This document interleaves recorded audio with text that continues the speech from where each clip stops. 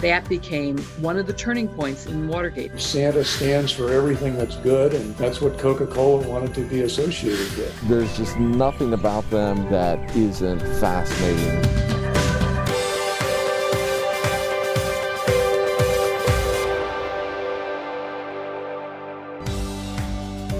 Today on Spotlight, a walking Christmas carol inside this new tradition in the Central West End. Plus, an eyewitness account from a Watergate special prosecutor. And then the fun and festive holiday light show at the St. Louis Zoo. But first, meet a man who searches for owls in Forest Park. It's Sunday, and you're watching Spotlight. Some of these trees are so big, you could hide LeBron James in them. Hanging out with Mark Glenshaw is a hoot. I'm in a mixed marriage, Canon cameras, Nikon binoculars. Dad jokes aside, when it comes to owls, Mark has a child's curiosity. It's everything about them. It's the aesthetic lure. They're so beautiful. They're so gorgeous to your eyes and ears. It's the scientific draw. And if you're having a bad day, take one, preferably two owls, and call me in the morning. He's not joking about that part. If you want to meet an owl, Mark Glenshaw loves to make introductions. All right, where'd you go, buddy? Since 2006, Mark has been leading owl prowls for free in Forest Park. People are often shocked that, what, there are owls in Forest Park? I started studying the wildlife in Forest Park in the early 2000s. I've always been into wildlife. These owls took my love of the park and wildlife and just poured gasoline on that fire. On average, Mark leads about 70 owl prowls a year, starting an hour or so before sunset. Owls begin their day at night. A lot of things will catch your eye. You have to wonder, is that an owl?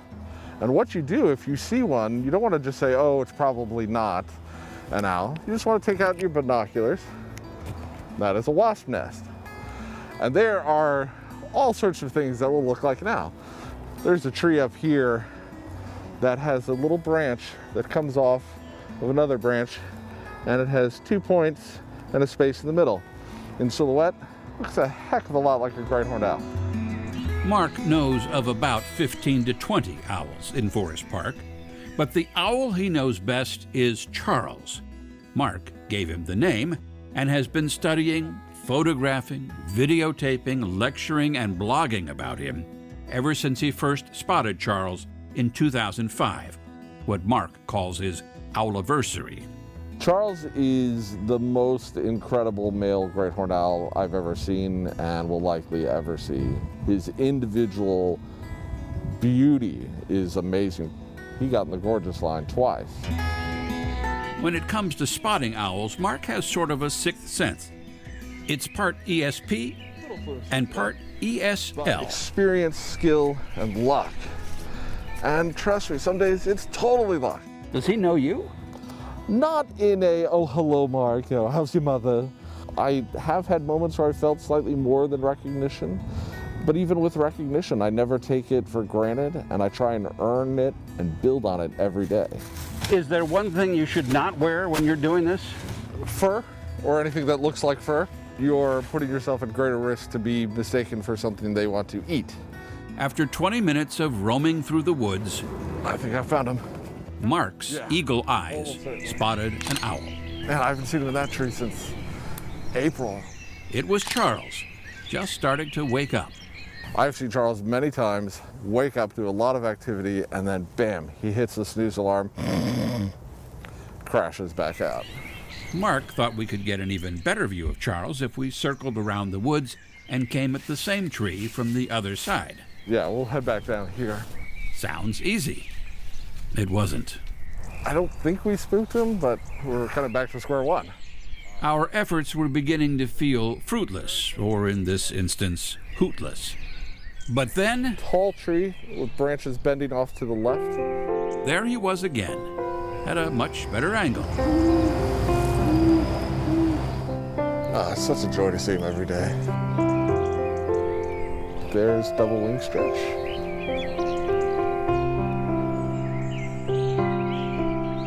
Why are owls so engaging to people? Owls across human history and across human cultures are always reacted upon by humans. There's something about owls. Part of it is pure anatomy. Owls are the only birds that have eyes like us on the front of their faces. So when we look at an owl, we're kind of looking at this odd mirror. With darkness falling fast, it was time to bid Charles good morning and Mark good night. And it was a good night. If you have a regular day, you come out and see owls, that becomes a good day. There's just nothing about them that isn't fascinating and captivating, whether it's the first time or the 9,001st time. For more information, head to forestparkowls.blogspot.com. Follow HEC Media on Facebook, Twitter, and Instagram.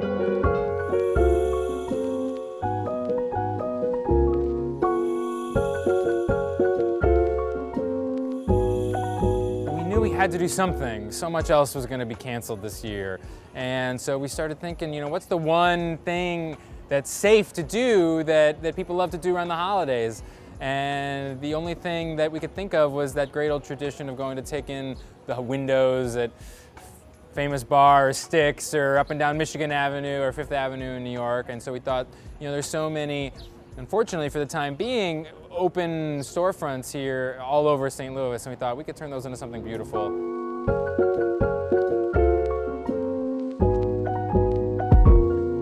We approached the Central West End. They loved the idea. They've been doing their own window walk here for the last 10, 11 years. So it's something that they're really great at and that people look forward to coming to do.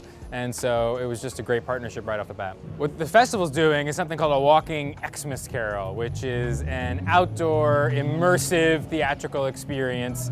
We've taken a lot of the windows here in the Central West End, turned them into beautiful art installations that tell the story of Charles Dickens' A Christmas Carol. So painters, people who know how to work within a display / space, and everywhere outside and in between, photographers, animators, etc. And we basically just made sure the narrative, of A Christmas Carol was involved to some degree, and outside of that, let them run.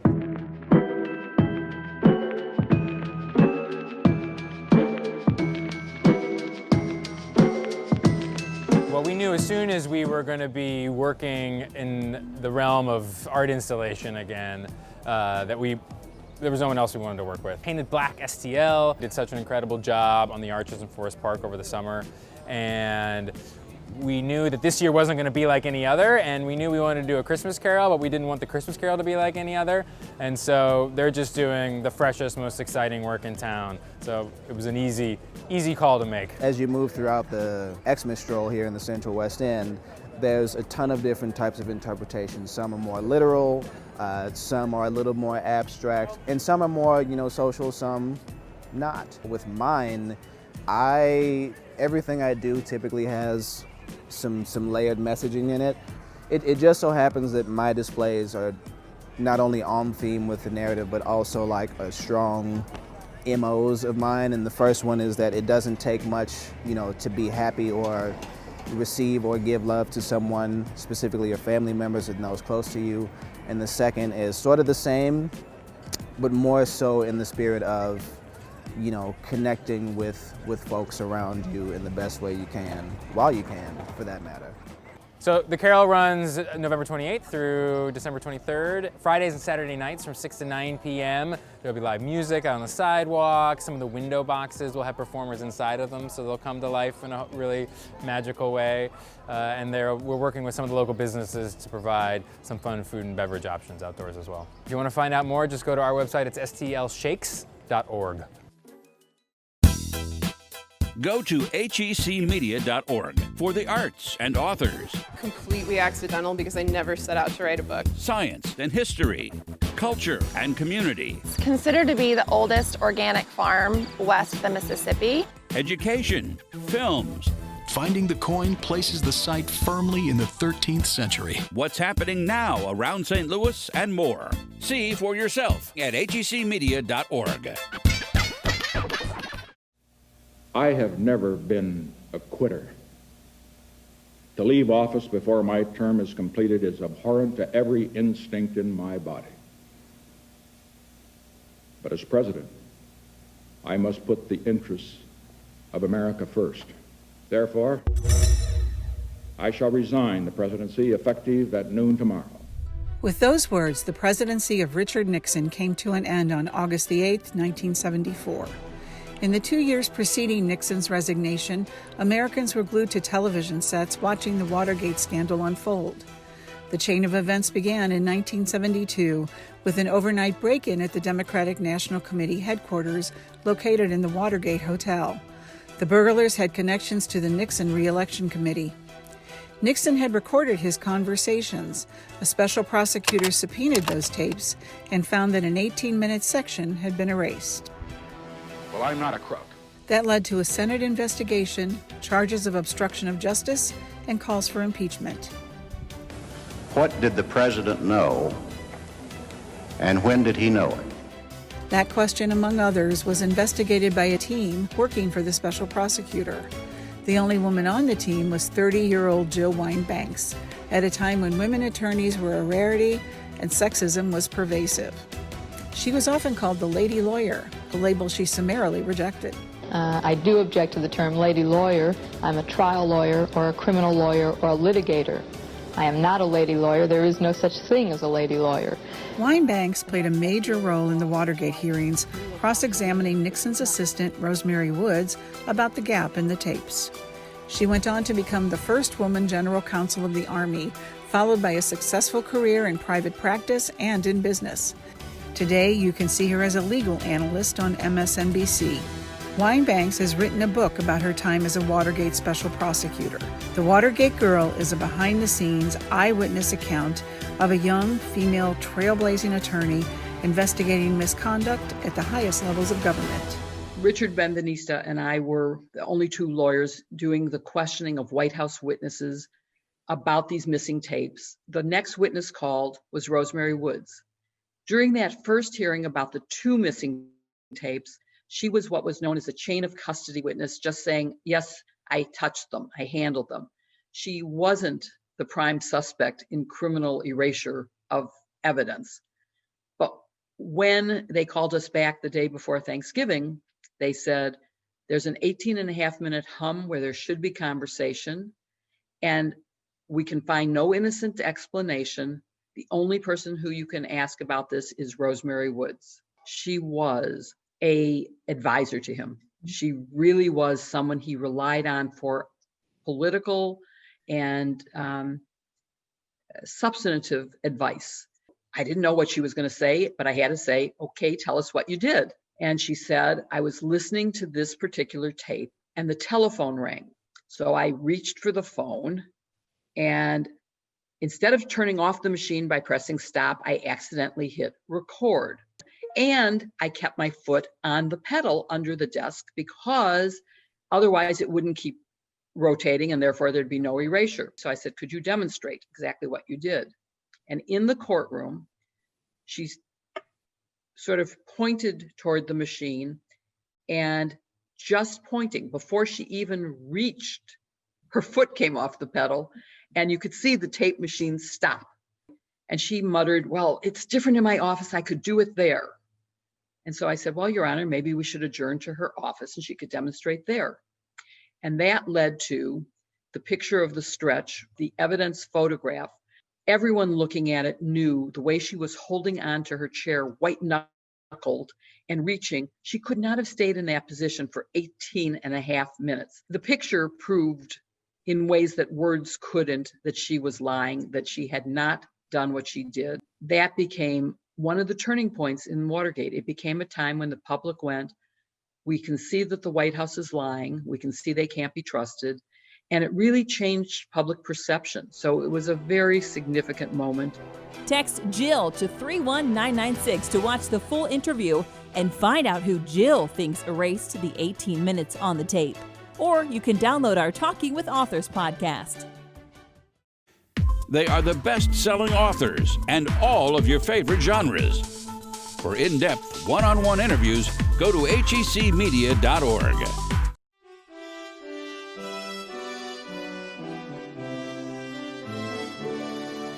The U.S. Bank Wild Lights is a really unique holiday lights experience. A lot of families in St. Louis love to come year after year. It's a really fun time for the whole family or to take that special someone. The zoo's been doing holiday lights event since 1999, and we're definitely getting bigger and brighter every year. We had over 10,000 guests come through on our opening weekend. I really love the animal light displays. It's really cool and unique that the zoo brings the animal theme to holiday events. My favorite display is the larger-than-life giraffe topiaries. It's just a really fun spot for families to gather and take photos in front of. We have Swan Lake, which is a bright, beautiful swan family. Jungle Bell Rock is a tropical scene with swinging chimpanzees. And we also have Rudolph the Red-Nosed Reindeer playing in the 4D Theater every night. We have educational storytelling. Kids can gather around and listen to stories about reindeer and penguins and all different sorts of wildlife. We have costume characters who are handing out trading cards with different zoo animals featured. And on the back of the card, there's information about the species and then also some fun facts about how they spend their winter days. We have fire pits all around grounds. Guests can go and roast their own s'mores there. And for the grown-ups out there, we have delicious adult hot chocolates. Kids have been having a lot of fun in the woodland workshop. You can make your own snow globe or footprint ornament, and you can write letters to Santa. Most of our animals are actually sleeping during Wild Lights, but there are some exhibits open. Penguin and Puffin Coast is open. Guests can walk through that any night, and the Sea Lion Sound Tunnel is open. You can also go inside and warm up inside the Monsanto Insectarium, where we have insects from around the world. It's really magical to see the zoo all lit up for the holiday season, and all of the proceeds from the event go back to the care of the animals here at our zoo. Why Santa loves Coca-Cola and some holiday music later on Spotlight. COVID-19 vaccine trials accelerate towards emergency use authorization at an unprecedented speed. In November, pharmaceutical companies Moderna and Pfizer reported their vaccines are 95% effective in clinical trials. The St. Louis University Center for Vaccine Development is participating in the Phase 3 trial for Moderna's mRNA vaccine. Dr. Sharon Fry is principal investigator. That type of effectiveness we don't see in vaccines. That's a very high rate. However, that is based on very preliminary data, and we really won't know the true answers until later on in the study. In early December, an expanded dataset showed the Moderna vaccine is 94.1% effective at preventing COVID-19 and 100% effective at preventing severe cases of the disease. The volunteers who come to participate in these studies, if they did not, our studies would not be possible, and to them we owe a great amount of thanks. The people should be very excited that at least two vaccines so far, both the Pfizer and the Moderna study, vaccines look like they're going to be effective and will be available soon for use. Both Moderna's vaccine and the Pfizer-BioNTech vaccine are the new mRNA vaccines. With this new technology, the vaccines are not made up of the actual pathogen, meaning they don't contain weakened, dead, or non-infectious parts of the virus. Instead, they contain genetic information about the pathogen.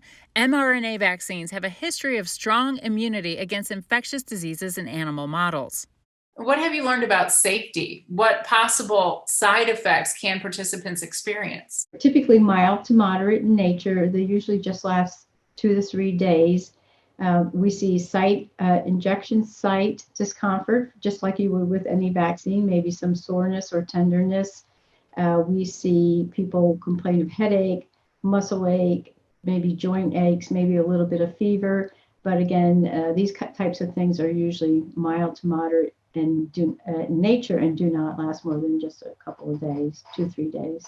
If you're having side effects to a vaccine, you're certainly reacting to it. That is a good thing in the sense that your immune system is recognizing the vaccine, which we want it to, and we want it to make a strong immune response against the vaccine.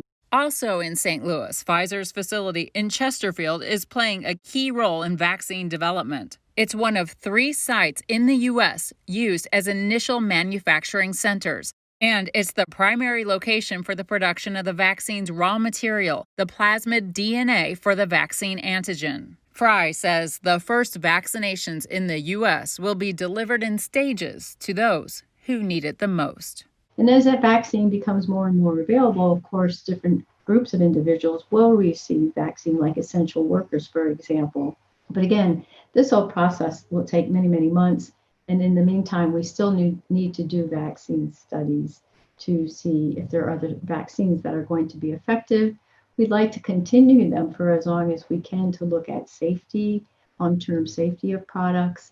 And so there's a lot of reasons to continue vaccine studies, and there are a lot of reasons why we can, is because, again, all those doses are not going to be available to everybody.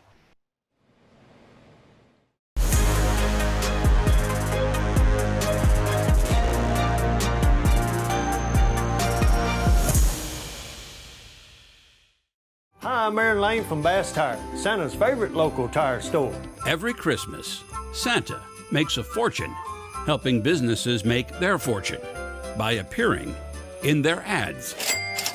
No wonder he's so jolly.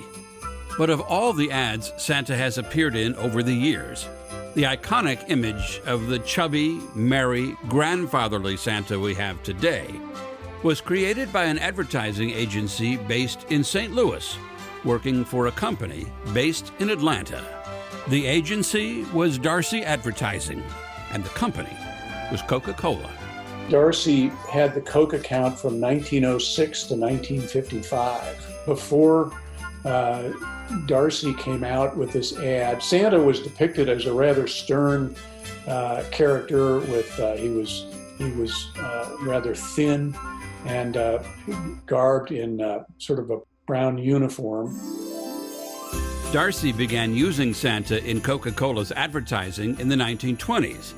This ad, drawn in 1930 by an artist named Fred Misen, depicted a department store Santa enjoying the pause that refreshes at what was then the world's largest soda fountain, located in the famous Bar department store in downtown St. Louis. But the following year is when the enduring image of the actual Santa was created by an artist named Haddon Sundblom, who also created the look of other iconic advertising characters, including the Quaker Oats Man. The mastermind behind the Coca-Cola campaign was Darcy's Archie Lee, who was the St. Louis-based account executive in charge of Coke.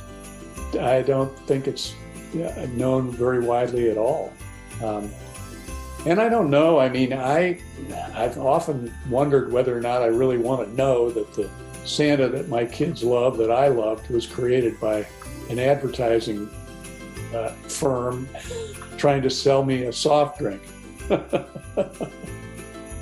Haddon Sundblom drew Santa for Coca-Cola from 1931 to 1964, 33 years. At first, Sundblom had used one of his neighbors as the model. But when that man died, after some reflection, Sundblom started using his own face. The rest of Santa's look was truly pure poetry. He just followed the description that was in 'Twas the Night Before Christmas and created a quite jolly old elf. And that was the image that America came to love, and I guess the rest of the world came to love after that. Oh my gosh, you couldn't find a more iconic character to be seen with your product. I mean, it was brilliant. Santa stands for everything that's good, and that's what Coca-Cola wanted to be associated with. And being associated with Coca-Cola was also good for Darcy. Their success with Coke helped the St. Louis-based agency land another beverage account. Lies. It was just amazing to think that this company in St. Louis was competing with some of the biggest agencies in the country. It's not nice to fool Mother Nature. Darcy would go on to give us many more memorable ads and characters. But today, Darcy itself is just a memory. It was acquired by a French firm in 2002, which closed the office in St. Louis and retired the Darcy name. But thanks to Darcy's creativity, the world will always share the thirst for Santa. Advertising is really a mirror of our culture at the time. And, you know, it sometimes is just a flash in the pan where you see an ad or a commercial and you instantly identify with it because it's reflecting you. And some last years or even decades, like the Had and Sunbloom ad for Coca-Cola. You can find the stories featured in today's show along with past episodes and more at hecmedia.org/spotlight. Y'all want to hear a St. Louis Christmas song?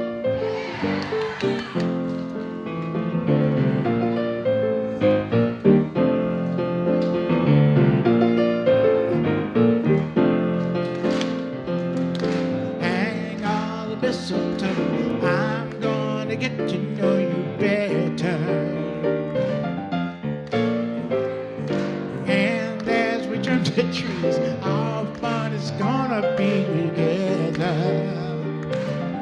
This Christmas, fireside blazing bright, as we're caroling through the night.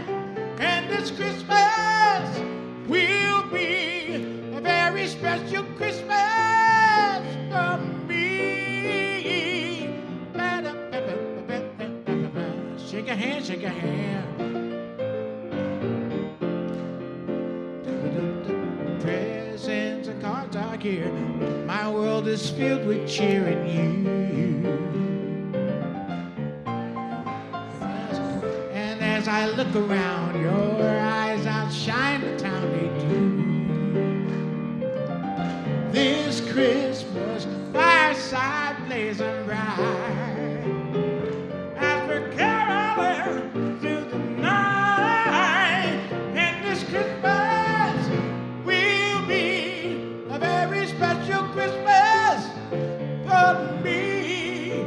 And this Christmas will be a very special Christmas for me. And this Christmas will be a very special Christmas for me. Shake a hand, shake a hand. Shake a hand, shake a hand. Shake a hand, shake a hand.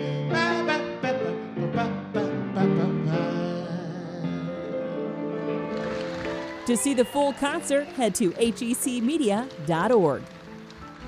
Next week, meet St. Louis's Jewish Santa and find out how she's helped thousands of families over the years. Plus, we give you a front row seat for some holiday music from some concerts you may have missed. Thanks for watching Spotlight. Join us next Sunday at 9:30 a.m. on KPLR 11.